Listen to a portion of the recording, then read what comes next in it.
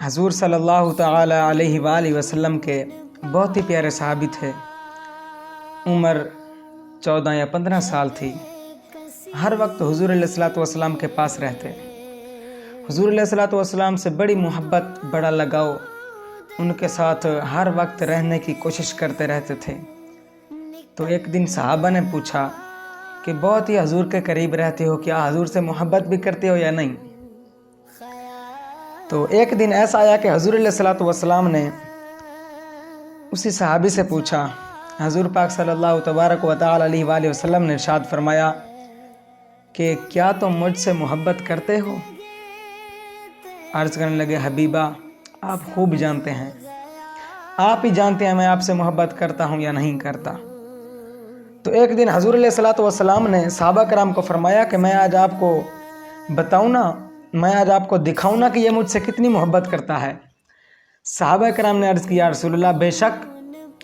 تو حضور پاک صلی اللہ علیہ وآلہ وسلم نے ان کو بلوایا اور فرمایا کہ جاؤ اور اپنے باپ کی گردن کاٹ کر میرے پاس لے آؤ۔ بڑی اوکھی گل ہے۔ جب صحابی رسول نے، وہ ننھے منھے صحابی رسول جن کی عمر ابھی 14-15 سال تھی، لیکن انہوں نے عشق کا جام پیا ہوا تھا، وہ کہندے نا کہ چیر ہویا مینوں ترلے لیندیاں، چیر ہویا مینوں ترلے لیندیاں، کدی موڑ میرے ول واگاں، چیر ہویا مینوں ترلے لیندیاں، کدی موڑ میرے ول واگاں، خواب میرے وچ جے ایک واری آویں، ساری عمر میں پھر نہ جاگاں۔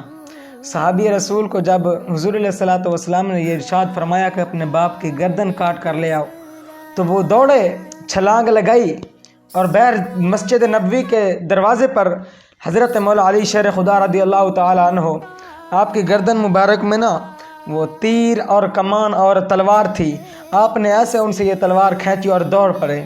جب دوڑنے لگے تو حضور علیہ الصلوۃ والسلام نے فرمایا کہ جاؤ جاؤ جلدی کرو، اس کو میرے پاس پکڑ کر لے آؤ۔ صحابہ کرام دوڑے اور جا کر ان کو پکڑ کر لے آئے۔ جب پکڑ کر لے آئے، ابھی صحابہ کرام لینے گئے تھے اور چند صحابہ کرام بیٹھے تھے، تو حضور پاک نے فرمایا کہ خدا کی قسم اگر میں ان کو واپس نہ بلواتا تو یہ اپنے باپ کی گردن اڑا کر لے آتا، اپنے باپ کی گردن کاٹ کر میرے پاس لے آتا، میری بارگاہ میں پیش کرتا۔ ایک دن ایسا بھی آیا کہ حضور علیہ الصلوۃ والسلام کے اس پیارے صحابی حضرت طلحہ بن برا آپ سخت بیمار پڑ گئے، اور حضور علیہ الصلوۃ والسلام ان کی عیادت کے لیے دن میں 2 مرتبہ تشریف لے آتے۔ ایک دن ایسا آیا کہ حضور علیہ الصلوۃ والسلام شام کے وقت آئے آپ کی عیادت کے لیے، تو حضور علیہ الصلوۃ والسلام نے ان کے ماتھے کو چوما، چومنے کے بعد ان کے باپ کو بلایا اور ایک کونے میں لے گئے، اور کونے میں جا کر انہیں کچھ باتیں کی۔ باتیں کرنے کے بعد پھر حضور علیہ الصلوۃ والسلام واپس تشریف فرما ہو گئے۔ جب حضور علیہ الصلوۃ والسلام واپس تشریف لے کر چلے گئے تو حضرت طلحہ بن برا نے اپنے باپ کو اپنی طرف بلایا اور بلا کر پوچھنے لگے، عرض کرنے لگے، اے پیارے ابا جان، حضور علیہ الصلوۃ والسلام نے آپ کو کیا فرمایا ہے؟ تو حضرت طلحہ بن برا رضی اللہ تعالی عنہ کے اس سوال پر آپ کے والد محترم نے جواب دیا کہ بس کوئی بات نہیں ہے، لیکن 2-3 بار آپ کے بار بار پوچھنے کی وجہ سے حضرت طلحہ بن برا رضی اللہ تعالیٰ عنہ کے والد محترم نے بتایا کہ حضور علیہ الصلوۃ والسلام نے مجھے فرمایا ہے کہ شام کو حضرت طلحہ اس دنیا سے رخصت ہو جائیں گے، انتقال کر جائیں گے۔ طلحہ بن برا رضی اللہ تعالیٰ عنہ کے والد محترم نے فرمایا کہ حضور پاک مجھے وصیت کر کے گئے ہیں، مجھے حکم دے کے گئے ہیں کہ جب حضرت طلحہ بن برا کا انتقال ہو جائے تو مجھے ضرور اطلاع دینا۔ تو حضرت طلحہ بن برا نے عرض کیا، ابا جان آپ نے حضور پاک کو اطلاع نہیں دینی؟ آپ کے والد محترم فرمانے لگے، کیوں؟ حضور پاک فرما کے گئے ہیں کہ مجھے اطلاع دینی ہے، آپ کہہ رہے ہیں کہ اطلاع نہیں دینی، یہ کیا وجہ ہے؟ حضرت طلحہ بن برا نے جو جواب دیا نا، سنیے غور سے، اتنا حضور سے لگن، اتنی محبت تھی۔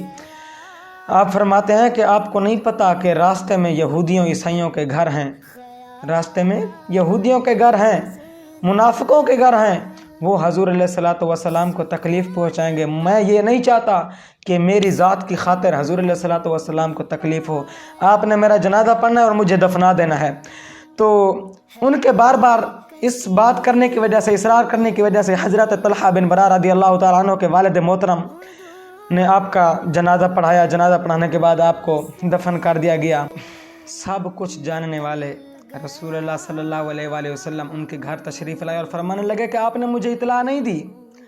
عرض کرنے لگے حضور طلحہ کو آپ سے بہت محبت تھی، انہوں نے بھی ایک وصیت کیا کہ جب میں اس دنیا سے چلا جاؤں تو حضور کو میری اطلاع نہ دینا، کیونکہ شام کا وقت ہوگا تو راستے میں منافقوں کے گھر ہیں، مشرکوں کے گھر ہیں، یہودیوں کے گھر ہیں، میں یہ نہیں چاہتا کہ میری ذات کی خاطر حضور علیہ الصلوۃ والسلام کو تکلیف پہنچے۔ اتنی محبت، اتنا شوق۔ پھر دیکھیے حضور پاک نے فرمایا کہ ان کی قبر کہاں ہے، مجھے ان کی قبر پر لے چلو۔ حضور علیہ الصلوۃ والسلام ان کی قبر پر تشریف لے گئے۔ دیکھو ساری دنیا حضور کے روضے پر اور حضور خود ان کی مزار پر۔ جب حضور ان کی قبر مبارک پر پہنچے تو اوروں کے لیے تو دعا کرتے تھے، یا اللہ ان کی قبر کو کشادہ کر دے، ان کے مشکلوں کو آسان فرما دے۔ لیکن جب حضرت طلحہ کی قبر پر گئے نا تو رنگ ہی کچھ اور تھے، کیفیت ہی کچھ اور تھی۔ اللہ تعالیٰ کی بارگاہ میں عرض کرتے ہیں، یا باری تعالیٰ جب میرے طلحہ سے تیری ملاقات ہو، جب تو اپنی شان کے مطابق میرے طلحہ سے ملاقات کرے، ان سے مسکرا کے ملنا۔ عشق تے اگ دونوں ایک برابر، پر عشق دا سیک ودھیرا، اگ تے ساڑے ککھ تے کانے، عشق ساڑے تن میرا، اگ دا دارو میتے پانی، اگ دا دارو میتے پانی، مینوں دسو عشق دا دارو کیڑا، بلے شاہ اتھے کچھ نہیں ہو بچدا جتھے لاؤندا عشق ڈیرا۔